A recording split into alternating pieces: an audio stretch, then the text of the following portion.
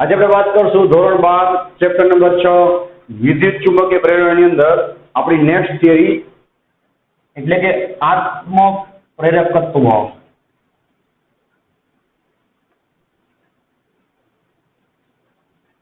જેને ઇંગ્લિશમાં પણ તમારે યાદ રાખવાનું છે સેલ્ફ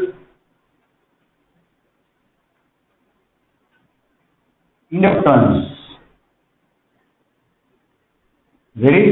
તો એ પહેલા આપણે લાસ્ટ વિડીયોની વાત કરી તો તમને યાદ હોય તો લાસ્ટ લેક્ચરની અંદર આપણે લોકોએ કોઈ પણ જો સળિયો છે એ ચુંબકીય ક્ષેત્રને લંબ ગતિ કરતો હોય વી વેગથી, બરાબર, તો એના માટે આપણે લોકોએ જે યાંત્રિક ઉર્જા છે ભાઈ એનું વિદ્યુત ઉર્જામાં રૂપાંતર કઈ રીતે થાય અથવા તો એ બે સરખી થાય એની વાત કરી હતી, બરાબર છે.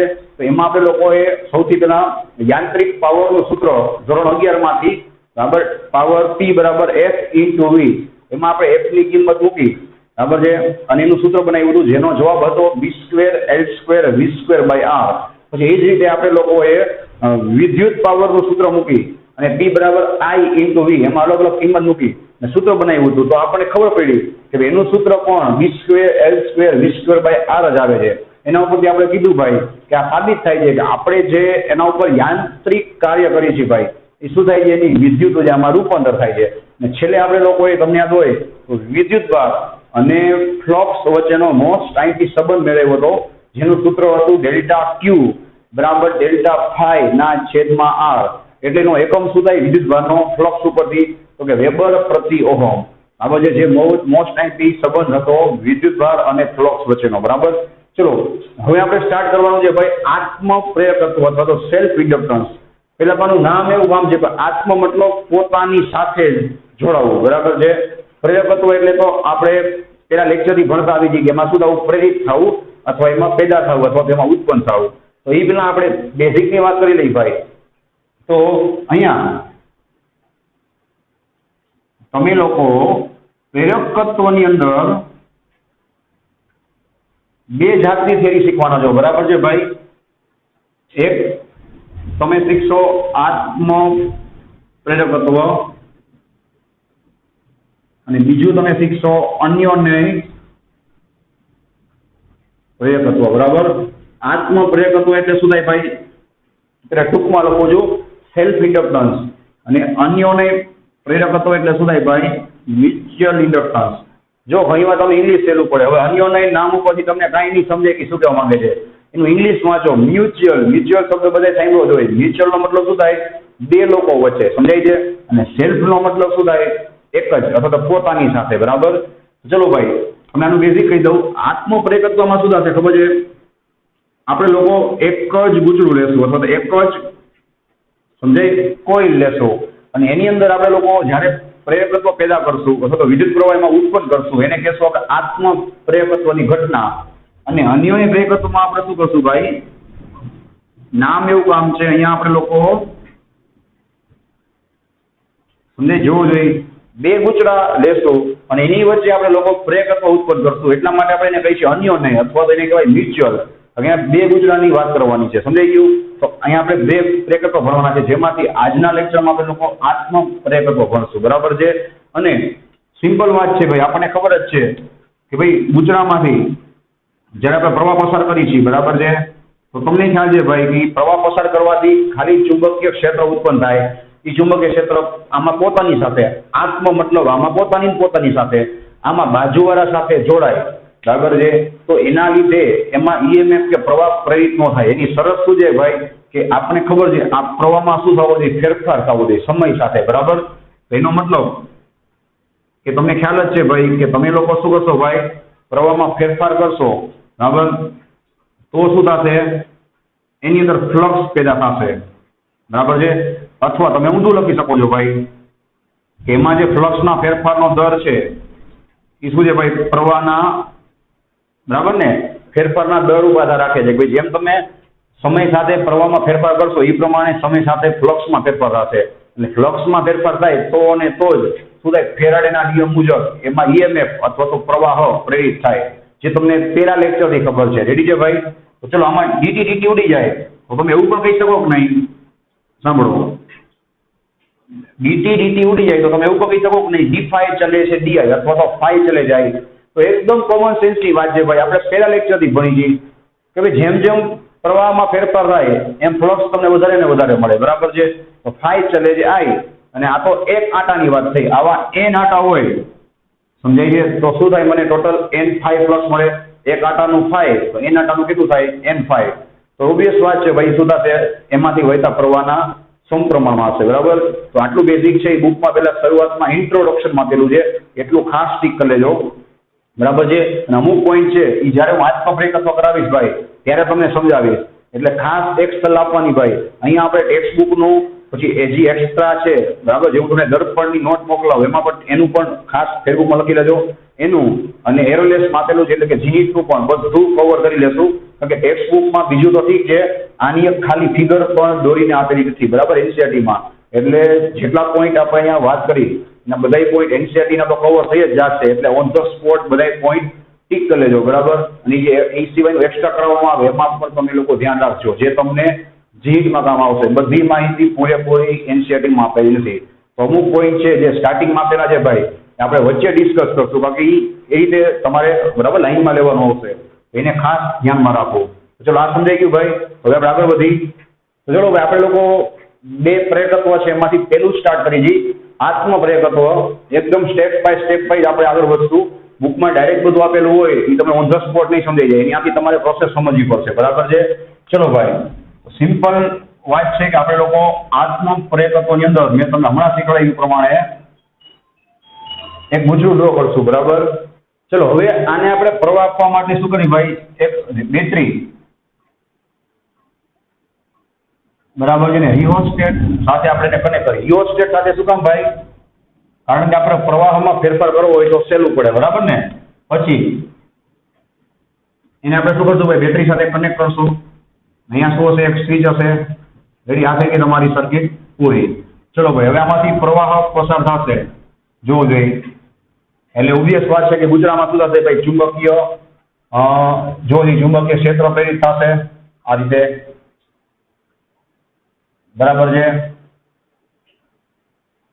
ચલો ભાઈ, હવે આ ચુંબકીય ક્ષેત્ર છે એ હમણાં મેં તમને વાત કરી કે પ્રેરિત થાય, પછી જો તમે લોકો આ રિયોસ્ટેટની મદદથી વિદ્યુત પ્રવાહમાં ફેરફાર ન કરો તો આપણે પહેલા લેક્ચરથી ભણતા આવી જઈએ, તો પછી આપણને કઈ ફાયદો ન થાય, આમાં કઈ પ્રવાહ છે એ પ્રેરિત થાય નહીં, બરાબર છે? હવે તમે પ્રવાહમાં ફેરફાર કરો એટલે આનું ચુંબકીય ક્ષેત્ર છે ભાઈ એની સાથે જ જોડાયેલું હોય, એટલે તો આપણે એને ઘડી ઘડી શું કહીએ, આત્મ, એક જ શબ્દ વાપરવાનો, પોતાની સાથે, બરાબર? પોતાની સાથે જોડાયેલું હોય. હવે એમાં શું થાય ભાઈ, તમે ફેરફાર કરો પ્રવાહમાં એટલે શું થાય, એમાં એની સાથે જોડાયેલા, પોતાની સાથે જોડાયેલા ફ્લક્સમાં ફેરફાર થાય. ફ્લક્સમાં ફેરફાર થાય એટલે ફેરાડેનો નિયમ, એમાં વિદ્યુત પ્રવાહ અને ઈએમએફ શું થાય ભાઈ, એમાં પ્રેરિત થાય, બરાબર છે? પણ એ કઈ દિશામાં હશે ભાઈ, તો ખાસ ધ્યાન રાખજો, આપણે જે પ્રવાહ આપી છીએ એને આપણે હું અત્યારે ખાલી શીખવા પૂરતું શું કહી દઉં છું, આઈ, અને એમાં જે ધ્યાન આપજો ભાઈ, પ્રવાહ પ્રેરિત થશે, બરાબર છે? એ કઈ દિશામાં હશે જોવો જોઈએ, વિરુદ્ધ દિશામાં. એવું કોણે કીધું ભાઈ, તો કે લેન્ઝનો નિયમ, બરાબર ને? કે હંમેશા ઉત્પન્ન થનાર એ ઉત્પન્ન કરનારનો શું કરશે, વિરોધ કરશે. હવે આમાં તમે જોઈ શકો છો ભાઈ કે જે આપણે પ્રેરિત પ્રવાહ ઉત્પન્ન કર્યો એમાં આપણે એક જ કોઇલ રાખી, અને કોઇલનો પોતાની સાથે જ ફ્લક્સ છે એમાં ફેરફાર થયો, અને પોતાનામાં શું થયો ભાઈ, વિરુદ્ધ દિશામાં પ્રવાહ પ્રેરિત થયો. એટલા માટે આ ઘટનાને શું કહેવાય, આત્મ પ્રેરકત્વ કહેવાય. તમે ખાલી આમ વિચારો શાંતિથી કે આપણે જે પહેલા લેક્ચરમાં શીખાતા એના ફેરાડેનો પ્રયોગ, એ બધા પ્રયોગમાં આપણે લોકોએ બે ગુચડા અથવા તો એક ગુચડું અને બીજો ચુંબક, કોઈ પણ બે વસ્તુ રાખી, સમજાય છે? જ્યારે તમે અહીંયા નીચે જોશો તો અહીંયા માત્ર ને માત્ર એક જ કોઇલ છે અને એનું પોતાનું ક્ષેત્ર એની સાથે જોડાય છે, અને એમાં શું થાય છે, પ્રવાહ પ્રેરિત થાય છે.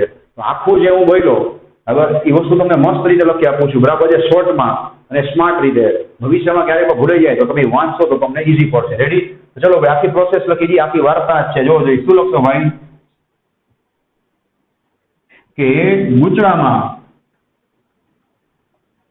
વિદ્યુત પ્રવાહ પસાર કરતા તેમાં શું થશે ભાઈ, તો તમને ખ્યાલ જ છે, ચુંબકીય ક્ષેત્ર ઉત્પન્ન થશે, બરાબર ભાઈ? હવે પસાર થતા વિદ્યુત પ્રવાહમાં ફેરફાર કરતા, બરાબર ને? પસાર થતા વિદ્યુત પ્રવાહમાં ફેરફાર કરતા ગુચડાની પોતાની, દર વખતે હું પોતાની શબ્દ તો ખાસ લખીશ, તમારું ધ્યાન ખેંચવા એટલા માટે આપણે એને આત્મ કહીએ છીએ, બરાબર છે? જે ફ્લક્સ તમને દેખાય છે ભાઈ, ગુજરાતની પોતાની સાથે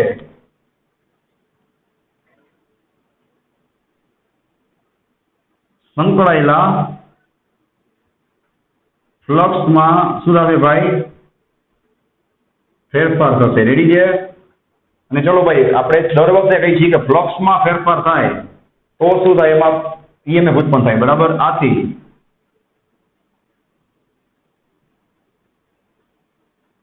આથી ફેરાડેના, બરાબર ને, નિયમ મુજબ તેમાં ઈએમએફ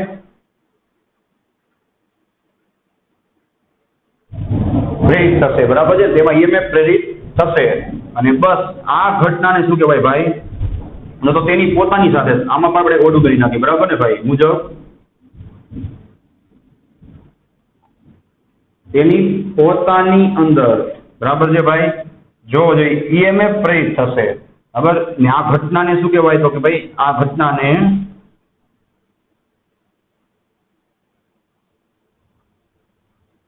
આત્મપ્રેરણ કહે છે, બરાબર? સિમ્પલ વાત છે ભાઈ. કઈ રીતે યાદ રાખશો? તો કે પોતાનામાંથી પ્રવાહ પસાર કર્યો, એ જ પ્રવાહમાં આપણે ફેરફાર કર્યો, એટલે પોતાની સાથે જે ફ્લક્સ જોડાયેલું હતું એમાં ફેરફાર થયો, એટલે એની અંદર જ શું થયો ભાઈ? ઈએમએફ પ્રેરિત થયો. ફેરાડેનો નિયમ. પણ ઈએમએફ કઈ દિશામાં છે તમને ખબર જ છે, વિરુદ્ધ દિશામાં, બરાબર છે? હવે આપણે શું લખશું? મેં તમને જે સ્ટાર્ટિંગમાં શીખવાડ્યું હતું એની એક આખી લાઈન, બરાબર છે? મોસ્ટ ટાઈમ લાઈન કે ભાઈ ગુજરાત સાથે સંકળાયેલ કુલ ફ્લક્સ, બરાબર છે? ગુજરાત સાથે સંકળાયેલ કુલ ફ્લક્સ, જેને આપણે શું કહીએ ભાઈ? N5 રેડિયસ, તેમાંથી પસાર થતા વિદ્યુત પ્રવાહના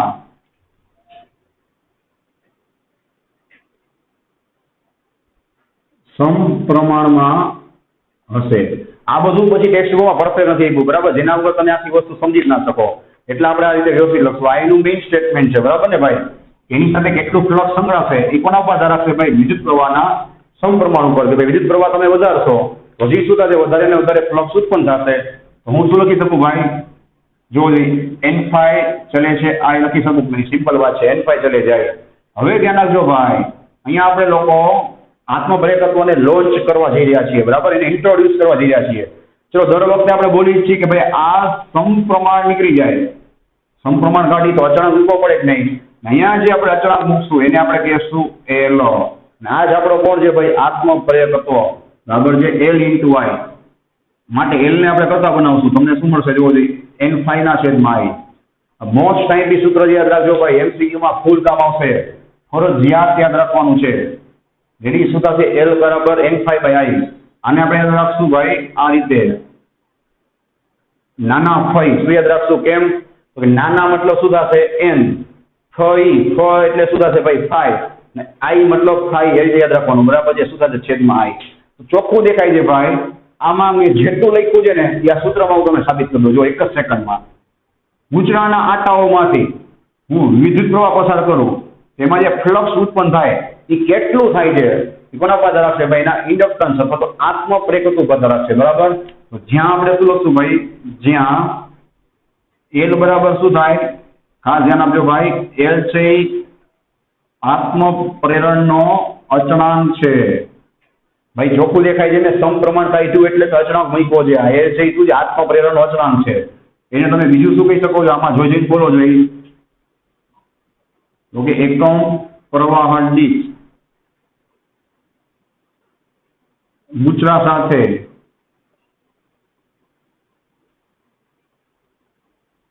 સંકળાયેલ કુલ ફ્લક્સ. આમાં એક એક વસ્તુ આપણે એટલે પરફેક્ટ લખવી પડે કે ગમે તે MCQ માં પૂછાઈ શકે છે, એનું કઈ નક્કી ના હોય. તમને પૂછે કે ભાઈ એકમ પ્રવાહ દીઠ ગુજરાત સાથે સંકળાયેલ કુલ ફ્લક્સ ને શું કહેવાય? તો બરાબર છે, તમારે એકમ પ્રવાહ એટલે પ્રવાહ ક્યાં લખવાનો? નીચે, ફ્લક્સ ઉપર. શું કહેવાય ભાઈ? તો કે નાના ફઈ, ફઈ યાદ રાખવાનું, બરાબર? ફઈ શું થશે ભાઈ? L એટલે કે એને ઇન્ડક્ટન્સ કહેવાય. ઇંગ્લિશ ગુજરાતી બે યાદ રાખવાનું. ઇન્ડક્ટન્સ એટલે કે એને આત્મપ્રેરણ અથવા તો આત્મપ્રેરકત્વ કહે છે. બરાબર. તો આને આત્મપ્રેરણાનો અચળાંક કહેવાય, અથવા તો એને શું કહેવાય સાંભળજો, એને આત્મપ્રેરકત્વ કહેવાય. હવે આપણા એલ છે એની માહિતી લઈ લઈએ. ચલો ભાઈ ધ્યાન આપજો ખાસ. આ એલ છે એ કોના કોના ઉપર આધાર રાખે ધ્યાન આપજો ભાઈ. તો કે ગુચરાના પરિમાણ, આ બધું તમને એમસીક્યુમાં કામ આવશે. ગુચરાના પરિમાણ, પછી એના સાંભળજો આકાર, બરાબર છે, પછી આંટાઓની સંખ્યા, પછી નેક્સ્ટ આધાર રાખશે ભાઈ એને જે માધ્યમ પર ગુચરાને વિચારવામાં આવે છે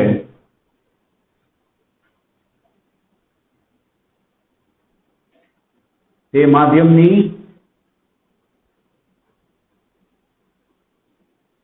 પરમિએબિલિટી, બરાબર, પરમિએબિલિટી પર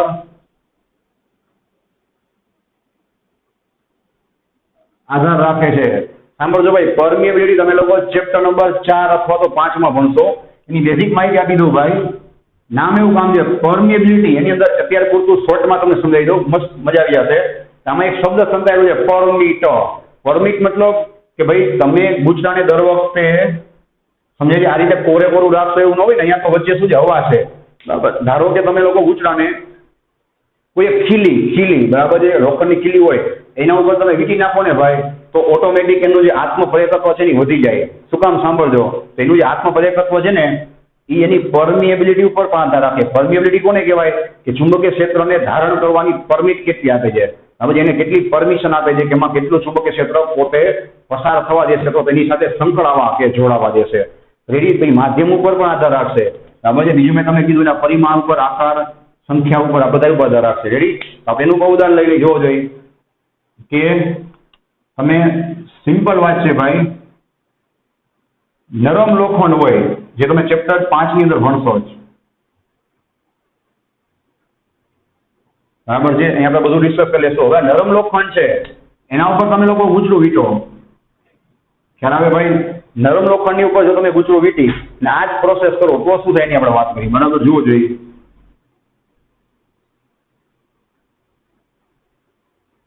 નરમ લોખંડની પરમિયાબિલિટી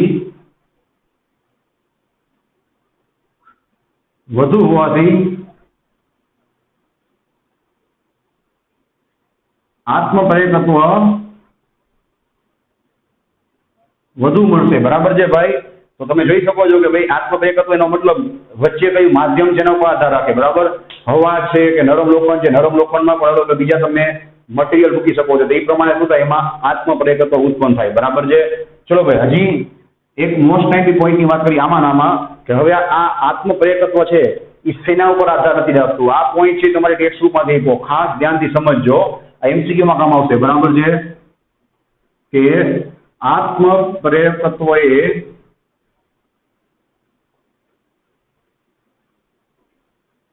વિદ્યુત પ્રવાહ અને વિદ્યુત પ્રવાહના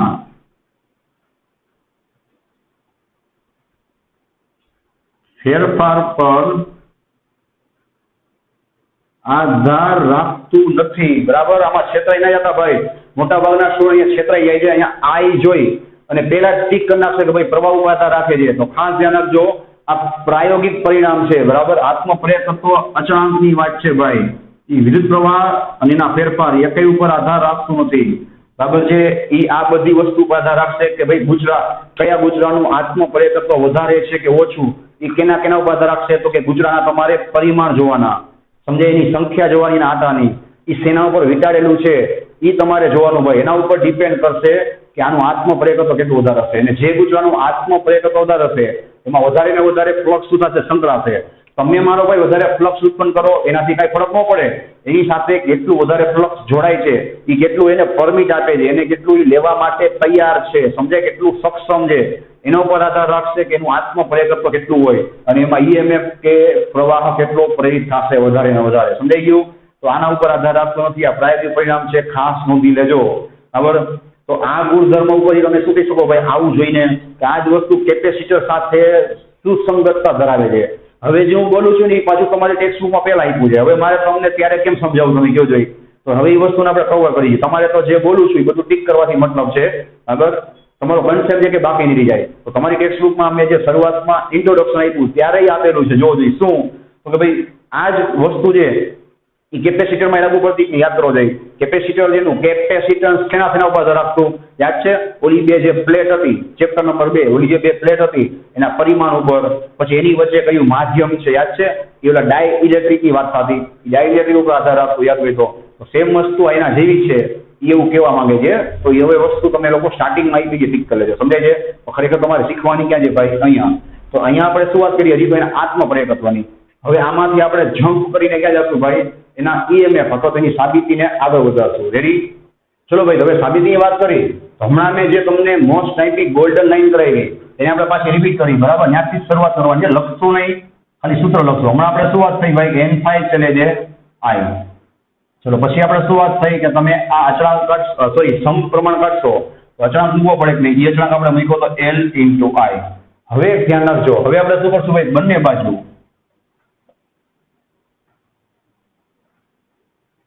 વિકલન લેતા. શું કામ લેશો એ તમે સમજી જશો હમણાં જ. બરાબર?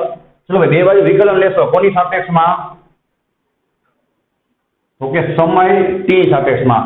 ચલો ભાઈ n તો બહાર નીકળી જાય. આટાની સંખ્યા તો ફિક્સ જ હોય. શું થશે જોવો જોઈએ? d5 ના છેદમાં dt જોવો જોઈએ ઇક્વલ. ચલો ભાઈ મેં તમને હમણાં જ કીધું હવે આત્મપ્રેરકત્વ શું છે ભાઈ? આત્મપ્રેરણનો અચળાંક છે. આમાં પણ દેખાય છે કે સમપ્રમાણ કાઢો તો પાછળ અચળાંક વધે તો l ઇન્ટુ શું થશે જોવો જોઈએ? di by dt. બરાબર? તો મેં તમને જયારે શરૂઆતમાં ઇન્ટ્રોડક્શન કરાવ્યું ત્યારે આ જ વસ્તુ કરાવી દીધી. પાછી આવી ગઈ કે નહીં કે d5 by dt ચલે છે di by dt છે. કે પ્રવાહમાં તમે સમય સાથે જેટલો ફેરફાર કરશો એ પ્રમાણે તમને ફ્લક્સ જોવા મળશે. અને બીજું એ એલ ઉપર રાખશે કેટલો ફ્લક્સ છે. હવે એલ ગુણાકારમાં છે જેટલું આત્મપ્રેરકત્વ વધારે હોય એટલું શું થાય? તમને ફ્લક્સમાં ફેરફાર વધારે મળે. હવે બે બાજુ શું કરશું? માઇનસ આપી દેશું. સાંભળજો, બે બાજુ માઇનસ. શું કામ? એ તમને હમણાં ખ્યાલ આવી જશે. બરાબર? Minus L into D by D. ચલો હવે તમે જોઈ શકો છો ભાઈ કે આ સૂત્ર કોનું બની ગયું ભાઈ? ફેરાડેનો ઈએમએફ નું સૂત્ર. જો હું આની જગ્યાએ શું લખી શકું ભાઈ? વાંચો જો એ પ્રેરિત ઈએમએફ ઈ લખી શકું કે નહીં? Minus L into D pi by DT. તો મને સૂત્ર શું મળ્યું? Minus L into DI by DT. આ મોસ્ટ આઈપી સૂત્ર છે કારણ કે આ તમને આના પછીના ચેપ્ટરમાં ફૂલ કામ આવશે. ત્યારે એડવાન્સમાં કહી દઉં છું ચેપ્ટર નંબર 7 માં આની ફૂલ જરૂર પડશે. ઇન્ડક્ટર અથવા ગુજરું છે એમાં ઉત્પન્ન થતા ઈએમએફ નું સૂત્ર શું થાય? Minus L into DI by DT. તમે એને અવલોકન કરો. ઓહમના નિયમ જેવું છે. V બરાબર IR. જોયું? આ I ને અહીંયા R નો આવે કારણ કે અવરોધ હોય તો એને આપણે R લખી દઈએ. અહીંયા ગુજરું છે તો ગુજરાને શું હોય ભાઈ? આત્મ પ્રેરકત્વ હોય એટલે ગુજરામાં શું લખવું પડે? L. એટલા માટે હવે સમજાયું? રાશિ બદલી ગઈ. સીધો તાર હોય ને, સીધો તાર તો એને શું હોય ભાઈ? તો કે અવરોધ R હોય. તારને તમે ગુજરું વીટી નાખો અને પછી એના પ્રવાહમાં ફેરફાર કરો તો એને શું હોય ભાઈ? આત્મપ્રેરકત્વ હોય. અવરોધ તો હોય જ, એને કહેવાય L. સમજે? બીજું તમને શું શીખવા મળ્યું કે તાર હોય, તાર એમાં તમે જયારે પ્રવાહ નાખશો ભાઈ બરાબર, જે પ્રવાહ છે એની કિંમત અચળ જ રહેશે. જ્યારે અહીંયા તમે જોઈ શકો છો કે સમય સાથે પ્રવાહ છે એ બદલાશે. તો આટલો શું થશે ભાઈ? અહીંયા ફરક પડશે. ખાસ ધ્યાન આપજો. ને અહીંયા માઇનસ શું થઈ તો તમને ખબર જ છે. હવે લેન્ઝના નિયમની હાજરી બતાવે છે કે આ જે ઈએમએફ ઉત્પન્ન થયો મેં તમને થોડીક વાર પહેલા કીધું હતું કે શું હશે? એ વિરુદ્ધ દિશામાં હશે. હવે આપણે નેક્સ્ટ પોઈન્ટ શું લખશું ભાઈ? જોવો જોઈએ કે ગુચડામાં ઉત્પન્ન થતું આત્મપ્રેરિત ઈએમએફ. આપણે ઘડી ઘડી આ શબ્દ વાપરશું. આત્મપ્રેરિત મતલબ પોતાની સાથે જ ફ્લક્સ જોડાણો અને એમાં ફેરફાર થયો અને પોતાનામાં શું થયો ભાઈ? ઈએમએફ પેદા થયો. આત્મપ્રેરિત ઈએમએફ એ ગુચડામાં થતા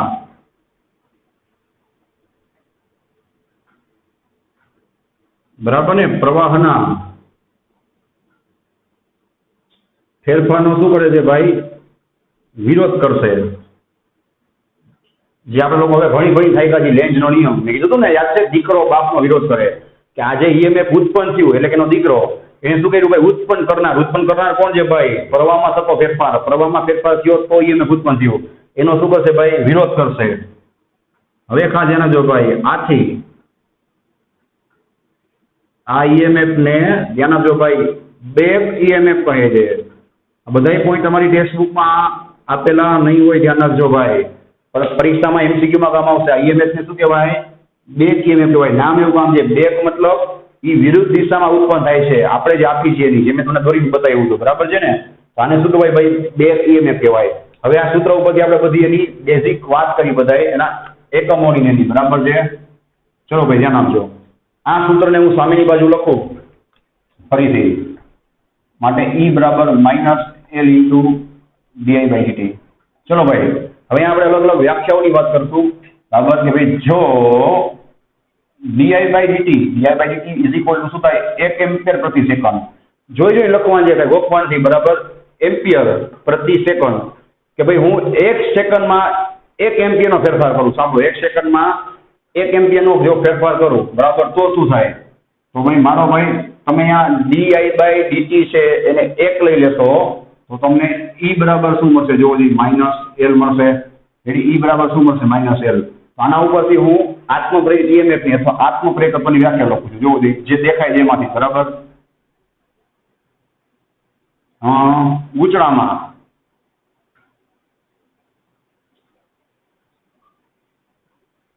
પસાર થતા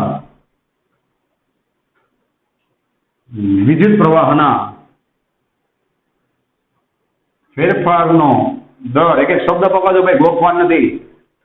વિદ્યુત પ્રવાહના ફેરફારનો દર એટલે શું થાય? સમય. હવે દર એકમ લેવામાં આવે, ચોખ્ખું દેખાય છે, વાંચો. એકમ એટલે 1 એકમ લેતા તેમાં ઉદ્ભવતું પ્રેરિત ઈએમએફ એ, જો હવે શું થાય? પ્રેરિત ઈએમએફ એ ચોખ્ખું દેખાય છે. કોના બરાબર થશે ભાઈ? તો કે આત્મપ્રેરકત્વ બરાબર થાય. રેડી છે? આ થઈ ગઈ એની બીજી વ્યાખ્યા. રેડી? ઉત્પન્ન થતું પ્રેરિત ઈએમએફ એ આત્મપ્રેરકત્વ બરાબર થાય. આ બધું તમને એમસીક્યુ માં કામ આવશે. ચલો ભાઈ, નેક્સ્ટ વાત કરી. આ જ સૂત્રમાં મારો ભાઈ હું હવે L ને કરતા બનાવું. સમજાય? L. ચલો ભાઈ, જો હું L ને કરતા બનાવીશ એટલે શું થશે? -E ના છેદમાં, ચેક કરી લો.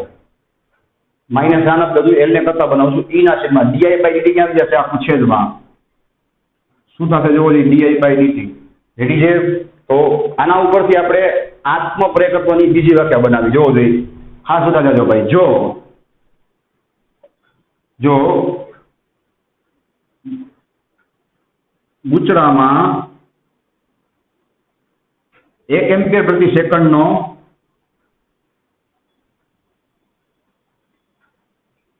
ફેરફાર કરવામાં આવે. શેમાં ફેરફાર દેખાય છે ને ભાઈ? વિદ્યુત પ્રવાહમાં પ્રતિ સેકન્ડ 1 એમ્પિયરનો ફેરફાર કરવામાં આવે. રેડી? અને તેમાં 1 વોલ્ટનું જોઈ ઈએમએફ નો એકમ શું થાય ભાઈ? એક જાતનું વોલ્ટેજ છે ને, આપણે આને પેદા કર્યું છે એટલે નામ શું કહીએ? ઈએમએફ. 1 વોલ્ટનું બધું આપણે એક લઈ લેવાનું, બરાબર? 1 વોલ્ટનું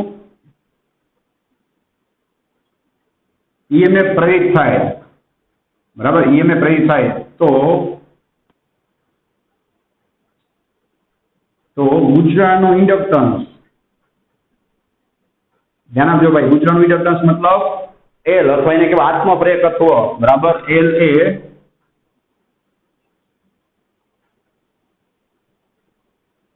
1 હેનરી થાય. સમજાય? તો 1 હેનરી નો મતલબ શું થયો ભાઈ? તો ભાઈ ગૂંચળું છે, હેનરી છે, એ શું છે ભાઈ? આત્મપ્રેરકત્વનો સાયન્ટિસ્ટના નામ ઉપરથી બનાવેલો એકમ છે. હેનરી નામના વૈજ્ઞાનિકે આની શોધ કરી હતી, બરાબર? તો 1 હેનરી એકમ થાય. તો હું તમને આખું વ્યવસ્થિત બરાબર યાદ રખાવી દઉં. જો યાદ કરો, આપણે ઓહમના નિયમમાં શું બોલતા? V બરાબર IR માં યાદ કરવો જોઈએ કે ભાઈ કોઈ પણ તારમાંથી, બરાબર છે ભાઈ, 1 વોલ્ટ હું આપું અને એમાં 1 એમ્પિયર પ્રવાહ મળે તો સમજી લેવાનું કે એ તારનો અવરોધ 1 ઓહમ છે. આવું બોલતા જ નહીં. પણ સેમ વસ્તુ છે કે હું કોઈ પણ તારમાંથી 1 એમ્પિયર નહીં, ઓલામાં આપણે 1 એમ્પિયર બોલતા, અહીંયા શું બોલવાનું? 1 એમ્પિયર પ્રતિ સેકન્ડ નો હું પ્રવાહમાં ફેરફાર કરું અને એની સામે એ ગૂંચળામાં મને 1 વોલ્ટનું ઈએમએફ પેદા થઈને મળે, ઉત્પન્ન થાય, તો સમજી લેવાનું કે મારું ઈ ગૂંચળું છે એનો ઇન્ડક્ટન્સ 1 હેનરી થાય એટલે કે હું એને 1 હેનરી જેટલો ઇન્ડક્ટન્સ બોલીશ અથવા તો કહીશ. સમજાઈ ગયું? તો આ ઇન્ડક્ટન્સ થી સુધી એના એકમની 1 હેનરીની વ્યાખ્યા. તો આ એકમ તો સુધી ગયો ભાઈ એના વૈજ્ઞાનિક નામ ઉપરથી. હવે આપણે એના બીજા એકમો બનાવી. બરાબર છે? તો ખાસ ધ્યાન આપજો કઈ એકમ બનાવશો. ચલો આ સૂત્રમાંથી હું એકમ બનાવું છું. જોવું જોઈએ L બરાબર -E અહીંયા શું છે ભાઈ di/dt. બરાબર? ચલો ભાઈ L ના એકમો આપણે બનાવી છીએ. જોવું જોઈએ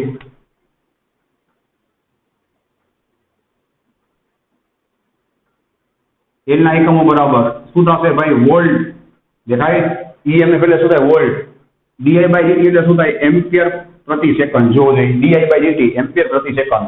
તો છેદનો છેદ ક્યાં જશે અંશમાં શું મળશે જોવો જોઈએ વોલ્ટ ઇન્ટુ સેકન્ડ પ્રતિ એમ્પિયર. જોઈ લો બરાબર છે વોલ્ટ ઇન્ટુ સેકન્ડ પ્રતિ એમ્પિયર. હવે V બરાબર IR તો R બરાબર શું થાય V/I એટલે કે વોલ્ટ પ્રતિ એમ્પિયર એટલે શું થાય ભાઈ ઓહમ ઇન્ટુ સેકન્ડ થાય ઓહમ ઇન્ટુ સેકન્ડ. ઘણા બધા એકમ બનશે. પછી અહીંયા ધ્યાન આપજો ભાઈ L ને હું કરતા બનાવું અહીંયાથી તો I ક્યાં જાય છેદમાં જાય N/I. મેં શું કીધું હતું નાના ફાઈ N ને તો કઈ એકમ હોય નહીં. ફાઈ નો એકમ શું હોય વેબર હોય. સમજાય વેબર છેદમાં પ્રવાહ ક્યાં જાય છેદમાં પ્રવાહનો એકમ શું થાય એમ્પિયર. રેડી? તો આમ પણ કહી શકાય કે ભાઈ 1 એમ્પિયરનો પ્રવાહ નાખવાથી 1 વેબરનું ફ્લક્સ મળે તો હાથમાં પ્રેરકત્વ કેટલું કહેવાય 1 હેનરી કહેવાય. તો આ બધા થઈ ગયા એના એકમ. પછી તમે તમારી રીતે પણ શું કરી શકો છો ભાઈ આના બીજા એકમો બનાવી શકો છો. કઈ રીતે જોવું જોઈએ હવેના જે એકમ બનાવું છું એ ઓલરેડી મેં તમને પહેલા પણ શીખવાડેલા છે. કોના માટે ફ્લક્સ માટે વેબર માટે. જોઈ લો ફ્લક્સનું સૂત્ર શું થાય ફ/બા. યાદ છે ફ્લક્સનો એકમ થાય વેબર. બા એટલે શું થાય ટેસ્લા ઇન્ટુ મીટર સ્ક્વેર. તો હું વેબરની જગ્યાએ શું લખી શકું છું હજી પણ ટેસ્લા ઇન્ટુ મીટર સ્ક્વેર પ્રતિ એમ્પિયર. જોઈ લો આ મેં તમને કરાવ્યું હતું. પછી બીજું હું લખી દઉં છું. બરાબર F બરાબર મેં તમને શોર્ટકટ આપી બી લો. બરાબર બી લો આ પણ મેં તમને કરાવ્યું હતું. બી એટલે શું થાય ટેસ્લા. તો હું ટેસ્લાની જગ્યાએ શું લખી શકું બી ને કરતા બનાવું તો ન્યૂટન અને આખું ક્યાં આવી જાય છેદમાં ન્યૂટન પ્રતિ મીટર ઇન્ટુ એમ્પિયર. જોઈ લો શાંતિથી બી ને હું કરતા બનાવું શું થાય ન્યૂટન પ્રતિ એમ્પિયર ઇન્ટુ મીટર. હવે આનું મારે કઈ કામ નથી. ચલો ઇન્ટુ શું થાય મીટર સ્ક્વેર ના છેદમાં હજી એમ્પિયર ભૂલાઈ ગયો ભાઈ. જો શું થશે મીટર કટ શું થયું ભાઈ આ ન્યૂટન ઇન્ટુ મીટર થઈ ગયું ના છેદમાં એમ્પિયર નો સ્ક્વેર. જોઈ લો જઈ બરાબર newton into metre upon ampere square. તો ન્યૂટન ઇન્ટુ મીટર એટલે શું થાય ભાઈ જૂલ થાય જૂલ ઇન્ટુ એમ્પિયર સ્ક્વેર. યાદ આવે ભાઈ? હવે બીજું સૂત્ર W બરાબર Q into V. Chapter number 2 કાર્યનો એકમ શું થાય જૂલ. જૂલની જગ્યાએ હું શું લખી શકું છું ભાઈ કુલમ ઇન્ટુ વોલ્ટ. જોવો જોઈએ coulomb into volt upon ampere square. બરાબર? આ બની ગયા ઘણા બધા એકમો. પછી તમે કુલમને ઓપન કરશો ને એટલે પાછા અહીંયા ઉપર પહોંચી જશો તમે. રેડી છે? આ બની ગયા એના ઘણા બધા એકમો. હવે આપણે વાત કરી આગળ. ચલો ભાઈ હવે આપણે હજી પણ એક્સ્ટ્રા જીટ માટેના પોઈન્ટની વાત કરી. બરાબર? તો આપણે જે ઇન્ડક્ટર જેને કહેશું ભાઈ યાદ છે જેમ આપણે અવરોધનો સિમ્બોલ આવો દોરતા જ નહીં. યાદ કરવો જોઈએ કેપેસિટરનો અવરોધ આવો આપણે સિમ્બોલ આવો દોરતા જ નહીં. તો હવે અહીંયા તમે લોકોએ છે ને ખરેખર જોવા જાવ ને તો R L અને C આ ત્રણેય પૂરા કર્યા. એને હું મારી ભાષામાં કહું છું અમર અકબર અને એન્થની. અમર અકબર એન્થની મતલબ કે આ RLC છે ને ભાઈ આપણા ત્રણેય અમર અકબર એન્થની આ ત્રણેય હીરો છે ને ભાઈ એના ઉપરથી તમારું ચેપ્ટર નંબર 7 આખું રહેલું છે. જે વિદ્યાર્થીને R L અને C પૂરેપૂરું આવડતું હોય તો ચેપ્ટર 7માં કઈ વાંધો ન આવે. સમજાઈ ગયું? તો ત્યાંથી તમને માહિતી હોવી જોઈએ કે અહીંયા આપણે R છે એ ચેપ્ટર નંબર 3માં પૂરું કર્યું. C છે એ ચેપ્ટર નંબર 2માં પૂરું કર્યું અને L છે ને એ આપણે લોકોએ પૂરું કર્યું ચેપ્ટર નંબર 6માં. તો અવરોધ R નું કામ શું છે હવે વિચારો થઈ ભાઈ પ્રવાહને વિરોધ કરવાનું રોકવાનું. કેપેસિટન્સ C નું કામ શું છે ભાઈ વિદ્યુત ભારને સંગ્રહ કરવાનો અથવા વિદ્યુત ઉર્જાને સંગ્રહ કરવાનો અને ચાર્જિંગ અને ડિસ્ચાર્જિંગ થવાનું. આ બધું વિચારવા જેવું છે. અને આજે ગુજરું છે ભાઈ જેને આપણે લોકો શું કહેશું હવેથી સમજાય ઇન્ડક્ટર. જેમ ઓલાને આપણે કહીએ રેઝિસ્ટન્સ કેપેસિટર એવી નાની કહેશું આપણે ઇન્ડક્ટર. બરાબર છે? ઇન્ડક્ટર કોને કહેવાય ભાઈ જેની અંદર હમણાં જે આપણે ભણ્યા એ વસ્તુનો ગુણધર્મ હોય એટલે કે જેમાં પ્રવાહ સાથે ફેરફાર થાય એમાં શું થાય ભાઈ EMF પેદા થાય. તો તમે વિચારો શાંતિથી દરેકનો શું છે ભાઈ કંઈક ને કંઈક ઉપયોગ અલગ છે. અવરોધ છે એ પ્રવાહને રોકે છે અથવા તો એને લિમિટ કરે છે કેપેસિટર જે વિદ્યુતભારને સંગ્રહ કરે છે, ઇન્ડક્ટર છે એ શું કરે છે ભાઈ એમાં વિદ્યુત પ્રવાહ અથવા તો વોલ્ટેજ અથવા તો ઈએમએફ શું કરે છે પેદા કરે છે. દરેકનું શું છે કાંઈક ને કાંઈક ખાસ કામ છે. તો આપણે એની બધી માહિતી ભેગી કરી લઈએ. બરાબર, ચલો ભાઈ. તો પહેલા આપણે વાત કરશું ઇન્ડક્ટરની. બરાબર, કે જે પરિપથ હમણાં જે આપણે ભણ્યા, બરાબર ને, કે જે પરિપથ આત્મ પ્રેરકત્વનો ગુણધર્મ ધરાવે,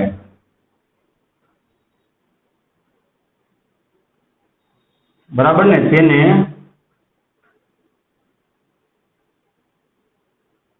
ઇન્ડક્ટર કહે છે.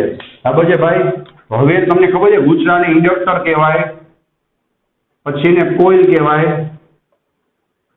તમે એને ગુચડું કયો, તમે એને ચોક કયો, બધું એક જ થાય. ટ્યુબલાઇટમાં એમાં જે ચોક આવે છે ને ભાઈ, એ આ કન્સેપ્ટ ઉપર કામ કરે.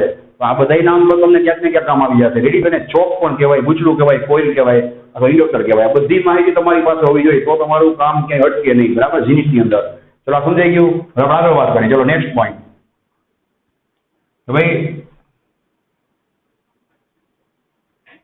યાદ રાખજો ભાઈ, આત્મ પ્રેરકત્વ હંમેશા વિદ્યુત પ્રવાહમાં ફેરફાર થશે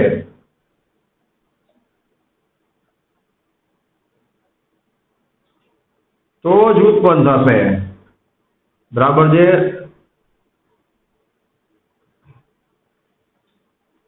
અચળ વિદ્યુત પ્રવાહથી નહીં.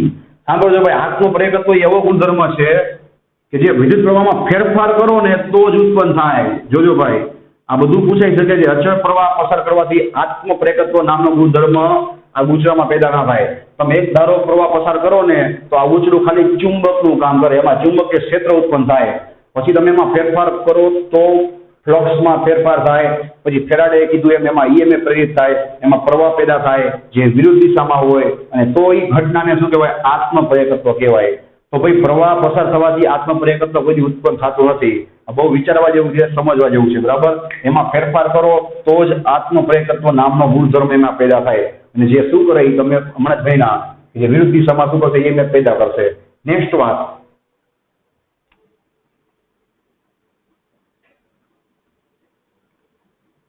અહીં આત્મ પ્રેરકત્વના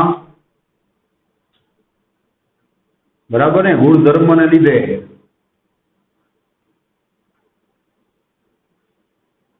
ઉત્પન્ન થતું આત્મ પ્રેરિત ઈએમએફ એ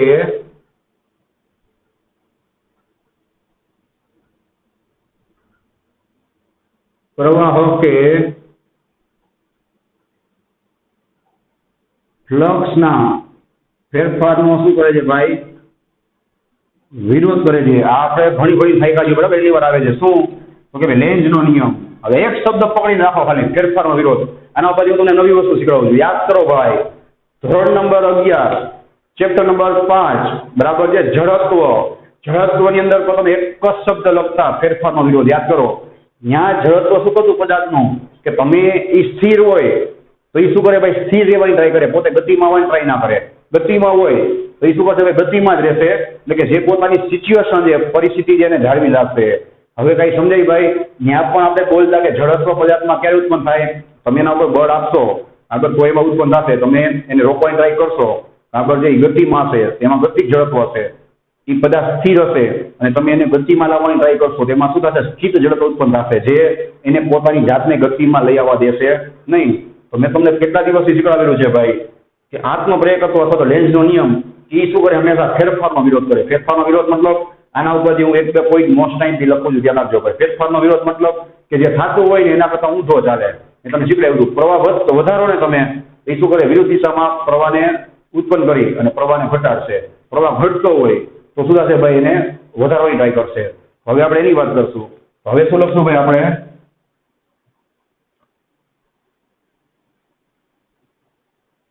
આત્મ પ્રેરકત્વ એ યાંત્રિક શાસ્ત્રના, યાંત્રિક શાસ્ત્ર એટલે શું થાય ભાઈ? મિકેનિક્સ, ધોરણ નંબર 11, બરાબર, ચેપ્ટર નંબર 5, યાંત્રિક શાસ્ત્રના જડત્વ સાથે બરાબર સુસંગતતા ધરાવે છે. રેડી કે ભાઈ આ જડત્વ જેવું છે. આ પોઈન્ટ આપણે શું કામ લખી દીધી ખબર છે ભાઈ? કારણ કે જીનમાં બહુ કામ આવશે. હજી આ પોઈન્ટ યાદ રાખજો. હું તમને એક બે લેક્ચર પછી પણ અથવા તો નેક્સ્ટ વિડીયોમાં હું પાછું યાદ કરાવીશ, તમને પ્રૂફ કરી આપીશ કે ભાઈ આત્મપ્રેરકત્વ એ ખરેખર જડત્વ જેવું જ છે. પછી ત્યાં જડત્વ શું કરતો? ગતિનો વિરોધ કરતો ભાઈ. અહીંયા શું કરે છે? આત્મપ્રેરકત્વ છે એ પ્રવાહના કે ફ્લક્સના ફેરફારનો વિરોધ કરે છે. પ્રવાહ કે ફ્લક્સનો વિરોધ નથી કરતો, યાદ રાખજો. એના ફેરફારનો વિરોધ કરે છે. બરાબર. અને હવે આપણે વાત કરી છીએ એના કરતા પણ એક્સ્ટ્રા ઓર્ડિનરી આ બે પોઈન્ટને ધ્યાનમાં રાખીને ખાસ ધ્યાન આપજો ભાઈ. રેડી? આ ગૂંચળાની અંદર જોતા જજો ભાઈ. અહીંયા આપણે ટૂંકમાં બતાવી છે. રેડી? રિયોસ્ટેટ જોડી અને બેટરી કનેક્ટ કરશું. સાંભળજો. અને હવે જો હું આ સાંભળજો ભાઈ, સ્વિચને ઓન કરીશ, એ ઓન મતલબ આ સ્વિચને હું અહીંયાથી પાડી દઈશ, મતલબ કનેક્ટ કરીશ, તો શું થશે ભાઈ? જો જેવી તમે સ્વિચ ઓન કરો ને, સાંભળજો, એટલે આમાંથી આ બાજુ પ્રવાહ છે એ જાય. હવે મેં તમને શું કીધું ભાઈ? આખો ઇન્ડક્ટરનો ગુણધર્મ સમજાવું છું. આ જ વસ્તુ પાછી ચેપ્ટર નંબર 7 હું રિપીટ કરીશ. બરાબર? ઇન્ડક્ટરનો ગુણધર્મ કેવો છે ભાઈ? એ અવરોધ જેવું નથી કે ડાયરેક્ટ એમાંથી પૂરેપૂરો પ્રવાહ પસાર થાય. આમાં શું થશે ભાઈ? di/dt. આમાં પ્રવાહ ધીરે ધીરે વધશે. શું કામ ભાઈ? આમાં જેવો તમે પ્રવાહમાં ફેરફાર કરશો, બરાબર, એ ભેગું શું થશે ભાઈ? આમાં વિરુદ્ધ દિશામાં આ આપણે કયો પ્રવાહ આપ્યો છે? આપેલો પ્રવાહ. આમાં શું થશે ભાઈ? વિરુદ્ધ દિશામાં, બરાબર ને, તરત જ શું થશે ભાઈ? વિદ્યુત પ્રવાહ પેદા થવાનું શરૂ થઈ જશે. કેમ? તો કે એ વિરુદ્ધ દિશામાં જે વિદ્યુત પ્રવાહ પ્રેરિત થશે, જે આપણે અત્યારે ભણ્યા, બરાબર, એને કહેવાય આત્મપ્રેરકત્વ. અને શું કરશે ભાઈ? આપણે આપેલા પ્રવાહના અથવા તો પ્રવાહના ફેરફારનો શું કરશે? એ વિરોધ કરશે. એટલે કે સામેની બાજુ વિરુદ્ધ દિશામાં શું કરશે? EMF ઉત્પન્ન કરશે. કોની? આ બેટરી. બરાબર? તો પરીક્ષામાં પૂછાય ભાઈ કે તમે સ્વિચને ઓન કરો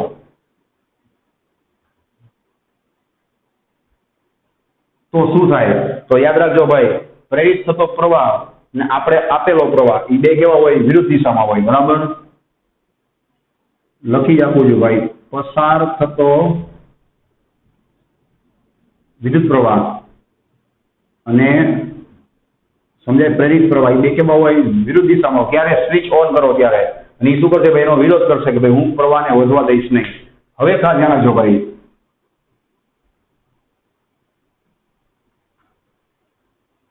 ઇન્ડક્ટન્સ સેલ, બરાબર, આપણો રિયોસ્ટેટ RH પ્લસ માઇનસ. હવે અહીંયા મોટાભાગના છોકરાઓ જે ભૂલ ખાઈ જાય છે, કારણ કે ટેક્સ્ટબુકમાં કે ટેક્સ્ટબુકમાં તો નથી, રેફરન્સ બુકમાં વાંચશે એટલે બધું વેરિફિકેશન નહીં કરેલું હોય. હવે આ સ્વિચને હું એક મસ્ત રીતે લખી આપું છું. ઓફ કરી દો. ઓફ એટલે કઈ રીતે ખબર છે? ઓનમાંથી ઓફ. હા, સ્ટુડન્ટ શું સમજે છે કે ભાઈ સ્વિચ ઓફ કરી એમાં તો કાંઈ થાય જ નહીં. એમ નહીં ભાઈ, પેલા ઓન હતી એમાંથી ઓફ કરતા. મસ્ત શબ્દ લખી આપું છું. બરાબર? ઓન માંથી પછી આપણે ઓફ કરી તો શું થાય? સાંભળજો. ઓન માંથી ઓફ કરી તો શું થાય? હવે જો ઓન કરો, ઓફ કરો, આમાંથી પેલા જે પ્રવાહ હતો એ તો આ દિશામાં જતો હતો. સાંભળજો. હવે શું થશે ખબર છે ભાઈ? ઓફ કરશો ને એટલે પ્રવાહ જે શું થાય? અચાનક ઘટી જશે ને પછી 0 થઈ જાય. આપણે 1 સેકન્ડ કરતા પણ ઓછાની વાત કરી. સાંભળજો. જેવી સ્વિચ બંધ કરશો એટલે આમાં પ્રવાહ શું થાય? આપણે આપેલો પ્રવાહ છે એ ધીમે ધીમે ઘટી અને સુધી જાય 0 થઈ જાય. બરાબર? એટલે પ્રવાહ ઘટે એટલે ઇન્ડક્ટન્સ છે એમાં પ્રેરિત પ્રવાહ કઈ રીતે ઉત્પન્ન થાય આ કોઈને ખબર નથી હોતી. ખાસ ધ્યાન રાખજો. તો એમાં પ્રેરિત પ્રવાહ શું કરશે ભાઈ? સેમ દિશામાં ઉત્પન્ન થશે. સમજાય? શું કામ? મેં તમને શું કીધું ભાઈ? ફેરફારનો વિરોધ કરે. કઈ રીતે? અહીંયા પ્રવાહ સ્વિચ ચાલુ કરી એટલે વધતો હતો તો એ વિરુદ્ધ દિશામાં ઉત્પન્ન થયો, વધવાનો દીધો. અહીંયા પ્રવાહ સ્વિચ બંધ કરી એટલે ઘટતો હતો, એને શું કર્યું ભાઈ? ઘટવાનો દીધો. એને શું કર્યું ભાઈ? એની દિશામાં પ્રવાહ ઉત્પન્ન કર્યો જેથી પ્રવાહ શું થાય ભાઈ? વધે. સમજાય? તો આમાં શું થશે જોવો જોઈએ. આપણે આપેલો પ્રવાહ, સાંભળજો, અને એમાં પ્રેરિત થતો પ્રવાહ એ બે કેવા હોય? એક જ દિશામાં હોય. આને ગોખવાનું નથી. આપણે શું યાદ રાખવાનું ભાઈ? કે પ્રવાહ વધે તેમાં પ્રેરિત થતો પ્રવાહ શું કરે ભાઈ? એનો વિરોધ કરે. અને જો પ્રવાહ ઘટે, આ યાદ રાખવાની ટેકનિક છે. જો આમાં પ્રવાહ ઘટે ક્યારે ભાઈ? જ્યારે તમે સ્વિચ બંધ કરો એટલે પ્રવાહ ઘટીને સુધી જાય 0. એ ખાલી 1 સેકન્ડની વાત થાય છે. તો એમાં શું થાય ભાઈ?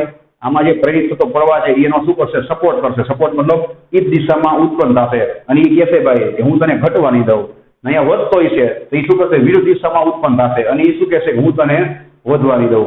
આટલું બધું ક્લેરિફિકેશન પરફેક્ટ એકેય બુકમાં આપેલું નહીં હોય. ધ્યાન રાખજો. બરાબર છે? હવે આનાથી શું થાય તમને કહી દઉં. આની સાથે તમે લેમ્પ જોડો ને એટલે શું થાય ખબર છે? આ કેસમાં કે તમે જેવી સ્વિચ ચાલુ કરો, હવે યાદ કરો, લાઇટ તે ટ્યુબલાઇટમાં શું થાય? કે જેવી સ્વિચ ચાલુ કરો ને એટલે સ્ટાર્ટિંગમાં ટ્યુબલાઇટ ઝબકારા મારે. શું કામ? કારણ કે ઓલો જે પ્રેરિત પ્રવાહ છે ને એનો વિરોધ કરતો હોય. સમજાય છે? સ્ટાર્ટિંગમાં એને વોલ્ટેજ કે પ્રવાહ કેવા મળે? ઓછા મળે. આપણે આપીને એમાંથી આટલા સુધી એ કપાઈ જાય. જુઓ, બરાબર. પછી તો ભાઈ જીતે કોણ? છેલ્લે તો જીતે કોણ? બેટરી જીતે ને ભાઈ. પછી સુધી ધીમે ધીમે પ્રવાહ વધી જાય અને આને પૂરેપૂરો પ્રવાહ મળે પછી વાંધો ન આવે. એટલે લેમ્પ છે એમાં શું થાય? ધીમે ધીમે પ્રવાહ વધે અને પછી શું થાય? લેમ્પ પૂરેપૂરો ગરમ થઈને ચાલુ થાય. અને તમે જ્યારે સ્વિચ બંધ કરો ને ત્યારે તમે જોઈ લેજો અચાનક આમ એટલું બધું ધીરેથી જોયું હોય તો ખબર પડે. અચાનક લેમ્પ છે એ એકદમ 1 સેકન્ડ પૂરતો વધારે ગ્રો થશે પછી બંધ થશે. કેમ? તો તમે જ્યારે સ્વિચ બંધ કરો ને ત્યારે આપણો પ્રવાહ તો હોય જ, માથેથી ઓલો પ્રેરિત પ્રવાહ છે ને એને સપોર્ટ કરે. બે એક જ દિશામાં હોય એટલે 1 સેકન્ડના બહુ જ ઓછા ભાગમાં બરાબર છે શું થાય? બે પ્રવાહ જે એક જ દિશામાં પસાર થાય એટલે ઓલાની અંદર શું થાય? ડબલ પ્રવાહ પેદા થાય. સમજાય? 1 સેકન્ડ પૂરતો ફૂલ ગ્લો થઈ અને પછી શું થાય? એ બંધ થઈ જાય. આટલા લગી શું થઈ શકે ભાઈ? પરીક્ષામાં પૂછાઈ શકે. તો અહીંયા આપણે બહુ જ ડીપમાં ખાલી આત્મ પરિકલ્પનાની વાત કરી. નેક્સ્ટ વિડીયોમાં અહીંયાથી આપણે કન્ટિન્યુ કરશું ભાઈ. તમારે કંઈ ડાઉટ હોય તો on the spot phone message કે કોલ કરજો. ટેક્સ્ટ બુકમાં ટીક કરી લેજો અને એક્સ્ટ્રા છે એ પણ બધું ફેસબુકમાં લખી લેજો. Ready? So thanks for watching this video. Take care of yourself and see you soon in the next lecture.